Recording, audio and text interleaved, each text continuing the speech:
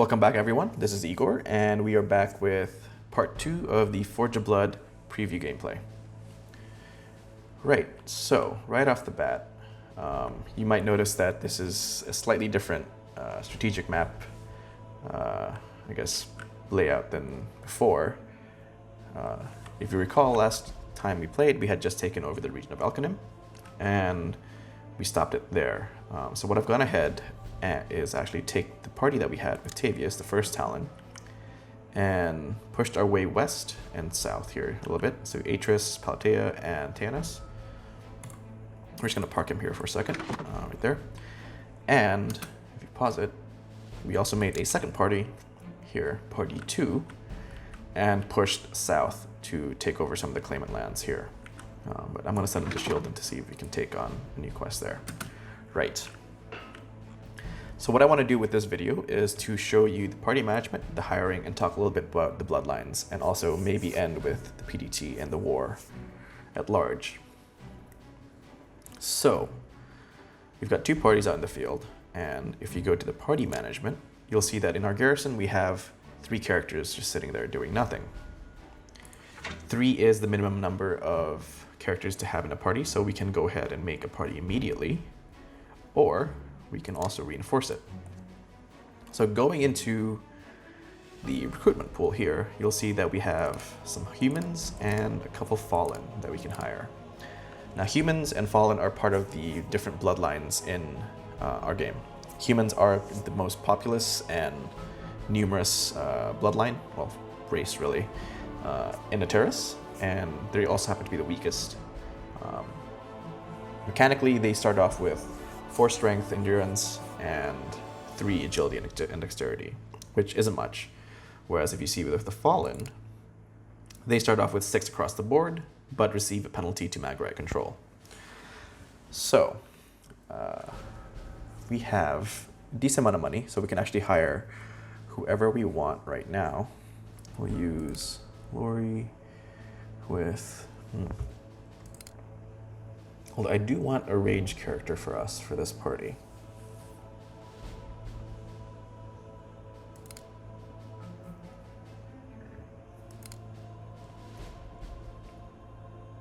Alright, I guess we'll hire her and maybe one of the humans so we're not spending too much money. That's already a big chunk of our treasury. Okay. We'll go into the marketplace here and see if there's anything that we could potentially use. A longbow for one of these characters would be good. And we already have another longbow, so that should set us up pretty nicely. An extra hammer for Lilith will be nice, so let's get that. And I believe that should just about cover it. Okay, so we'll go back to the character sheet and we'll give these characters these new weapons. I think she's gonna get a longbow because she has really high strength. Yeah, longbow will be good for her. Carton will get, actually, do you have a dagger? No dagger, okay. So Carton will get an extra dagger to go with his, we'll do 2 dual wield daggers and dual wield short swords. That'd be good. She already has a short bow. A legendary one, actually. Sarian will get the other longbow. Perfect. Garrus has a short bow, so we'll probably give him either a great axe or... yeah, let's get him a great axe. Perfect. Okay. Back here, and we're going to give him the great axe. Alrighty. And now we have 5 characters that we can put into this party. So making a party is as simple as double clicking the characters that you want, and it'll fill in any empty slots, just like that, and renaming the party. We'll keep in theme with the party name and just call it party 3. Hit confirm. Right. As soon as that's done, the party will spawn right here. just outside the Genevin Castle, and going to the bottom left, you can select between the 3 parties. So this is Tavius and his first Talon, Party 2, and Party 3. Alright, we're probably going to send Party 3 to Stone March to fill that, while Party 2 heads to Shieldon. Alright, we'll speed up the time here and let some of the dialogue happen. Here we go. A new Burkati fissure.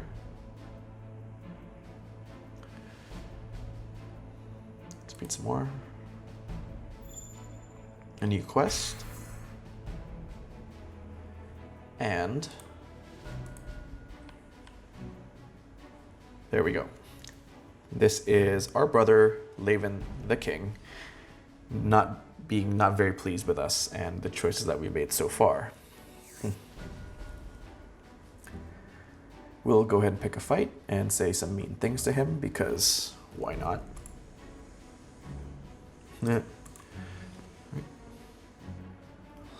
Alright, and we'll let the time pass again. Okay, so Shieldon, Party 2 has arrived in Shieldon, and we'll be exploring that. Here we go. Hit play. Speed up the time a little bit.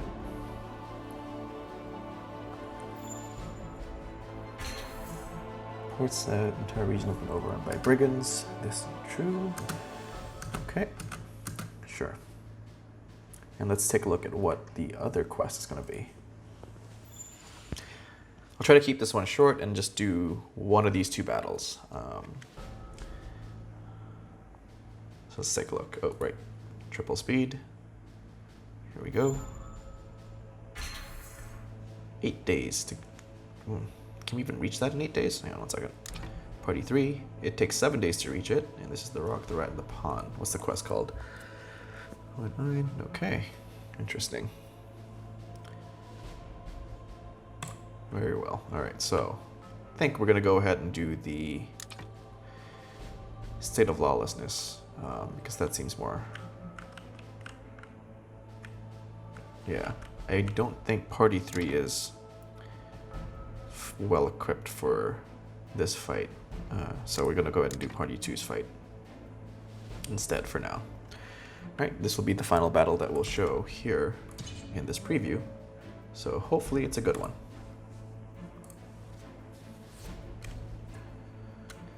Oi, this is your land now, eh? Alright.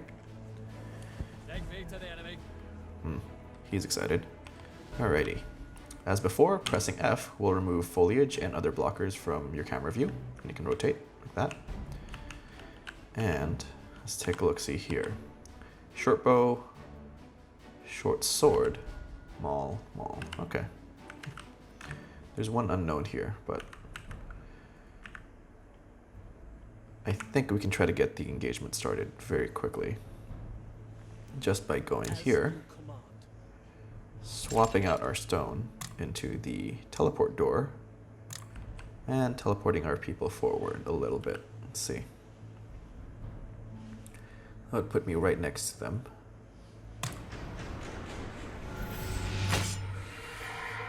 Cool. Oof. Yikes. Okay, so we got really lucky there with that. That could have ended very badly for us. But instead, we just got really lucky, and we're okay. Cool. Alright, so Ramus, if I recall correctly, has a nice buffing thing going on. And Boodia has a very nice... Don't say booty, has a very nice short bow. That was legendary. So we're going to buff her. And on the next turn, we'll swap her out to the short bow and go from there. All right. In our turn here, he should have the ability to attack additional targets. So this works out because if we use this, Warden's Reach, it's attack additional targets +4, does endurance damage, and gives us an initiative of 10, which means these 2 cover objects that are currently blocking Boodia from shooting them will no longer be around, which is both good and bad, but let's give that a shot. And a miss at 77%. That's frustrating. Alright, that's not good. Rather unfortunate. And that's, of course, that's a longbow. Oh boy. Okay. Well, at least we can start hitting them. Bleed. Oh. Let's go for that. Almost dead. Should have done this one as well, but that's okay. We'll do this. And we'll swap out to the great axe. I mean, to the battle axe. Oof. Yeah, yeah. She's gonna go for a shoot. Crit. Hit. Hit. Hit. And then, oh, I mean, kind of wish they died before doing all that, but, you know. Beggars can't be choosers, I guess. Alright, we are gonna swap out to...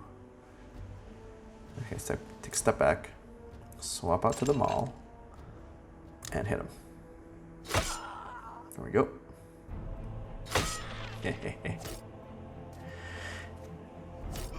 Oof, that hurt. Alright. Now then. If we swap out, we should be able to hit them with... What? Really? Oh, that's unfortunate. Okay, so we'll just take a step forward then. Finally, we'll cast... Yeah, we'll decrease his stats a little bit. The talon strikes. Okay. And we'll take a step back. Actually, no, we won't take a step back. We'll swap out to the mall It will be my honor. and activate that. Wonderful. Alright, what does he have? And also a short bow, but an additional attack of opportunity will be nice. So we'll do that. As you wish. Of course, he keeps missing. He's not very good at that. A wise decision, sire. And our turn there. Always Yes. your orders. And it's our turn again. Attack additional targets. Let's go for it. Tactical savage. Alright, now kill those rocks. Yes, and the log. Good. Not good for us because that hit, Ready to serve. but that works out still. Yeah, why not? Please hit. My lord. That's not bad. Cool. Reverse holophobia, and again, additional targets again.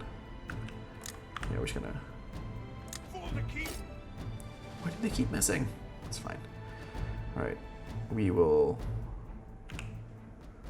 move here, Wise decision, sire. As you activate that, and give these characters a buff. And also that. There we go. And now it is still our turn, so we'll add the damage aura. We are yours to command. Very nice. It is our turn, so now we'll do tactical targets, which have both of these two in our range, which means we should hit both of them. Our enemies will 1 and 2. Oh, right, and of course the poor rock has to be killed. I really wish we had the Spirit Stone here. Don't like seeing our characters get to that low health. But we can swap this out, take a step forward, and see if we can potentially... No, it's not going to work. Yeah, we'll cast this first. as you wish. Haha. Gives them the initiative damage, attack of opportunity there, I am ready, sir. and go ahead and stun him. No! Okay, that backfired. As Rather you unfortunately. As you wish. Moving out. There we go. The talon strikes. Buff our allies. Buff ourselves. Wise decision, sire. Tactical Activate that. And take a step forward. Alright, hopefully he'll tank it. Or not. Still move forward here. Oof. Yeah, attacks of opportunities go both ways. That's okay. We're gonna take a step to the side. What I really want to do is take this longbow person all the way up here so we can kill her or him. Post that. Please work, yes. Okay. Now you can't pick us off. Take a step back. Yeah. Oof, that hurt. It's okay. Swap this out. Fireball.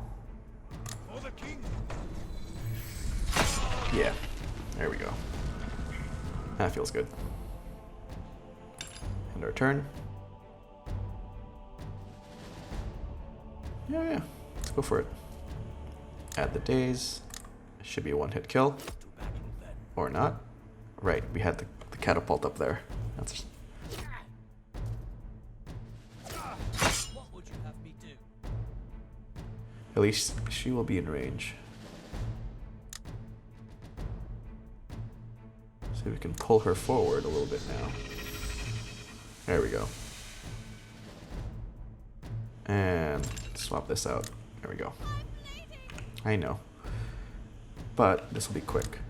100%? 100%. Yeah. 1, 2, 3. Easy peasy. Oof. Go forward. That's unfortunate. I'll call it a day there. Decrease. Should be able to kill both of them with this hit. Or just one. That's fine too. Alright, end our turn. Step back. And job done. Very good. Nice. We almost lost Bootia, but she's fine now. Cool. Everybody leveled up. Get some stat points. See if there's anything that we want. A short bow and a maul. That's a nice maul. That's a nice looking short bow. Yeah, that's a nicer one. Heavy armor. That could be good. Go for that one. Or this one. This one. Oh no. Yes. And that's it. Call that a day.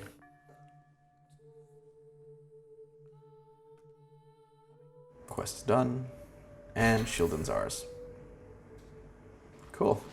Alright, so that is basically Forge of Blood in a nutshell. Now the final thing we'll talk about today is the Conclave. So if you see here, there is 341 days until Conclave. The Conclave is a bit of almost like a democratic vote in the land of Atiris. And what it does is all the lords have come together and basically said, enough war, we will just let each region choose who they want to be king. And so going to the command overview, you'll see that you have favor and claim. Claim is basically just the number of regions that are under your control. Now, as regions are under your control, they will move along the tri-axis philosophical index towards your current plot point, which is right here, right now, is 60 altruism, 40 rationalism, and -20 hedonism, right around there. Now the Conclave comes down to just the distance between the said region and yours. So looking in the command overview here, you'll see that the claimants have 16 regions in favor, while they only have 8 regions claimed. The rebels have 9 regions claimed, but only 13 regions in their favor. And we have 11 regions claimed, but also only 13 regions in our favor. So claiming a region will help move the various plot points towards your current one. However, it's not the end-all be-all to the game. Ultimately, winning the game will come down to how many regions you have in favor, or if you are able to kind of pull it off, you can try to beat both factions and just knock them out of the running. Conclave will trigger with any of the remaining factions. So if there's if you beat the rebels and there's still the claimants, so then the conclave will just come down to your two factions, duking it out for favor in the remaining regions.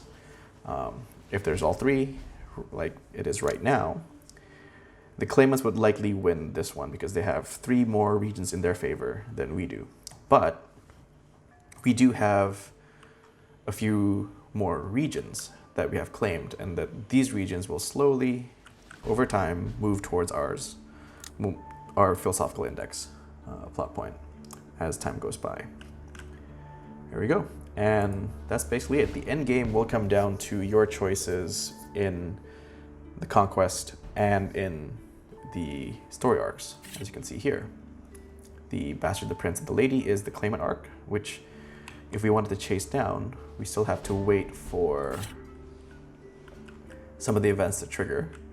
And then there should be one more here, but if you recall, in the first video, we killed the messenger that was trying to broker a peace between us and the rebellion, and therefore completely negated that entire arc.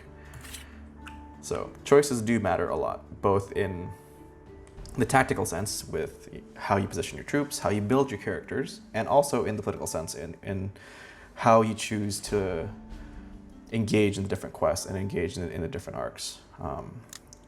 The personality map here actually goes a lot into the story. Characters will leave, as we talked about earlier. Laven is right now outside of our personality distance threshold, so he's not going to be happy. The other characters in these parties, they're like Lilith, and who's on the corner here? We can turn that off. Oh, there we go. To believe, yeah, Kavad from party 2 is right on the edge as well, so he's likely going to be complaining very soon, and if we keep continuing further up here, they will leave us. And so the game is very much about balancing your ideals, your choices with that of everybody else's. You know, your brother has his own index and his own kind of arc that he goes through as he's doing these this research in the castle. The different characters have their own arcs as well, and every single region has their own plot points. And so pushing and pulling between these is key to winning the war, really, which I believe is kind of like real politics in the real world. So we hope that you've liked what you've seen so far, and if you do, please add us to your wish list on Steam. And Forge of Blood will be coming out on August 1st, 2019, which is very soon. We're taking the time right now to polish the game as best we can.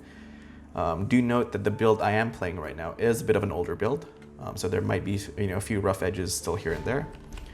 But yeah, we're really excited to get this game out to you guys, and we hope that you've liked what you've seen so far. And with that, thank you so much for watching. I am Igor, and goodbye.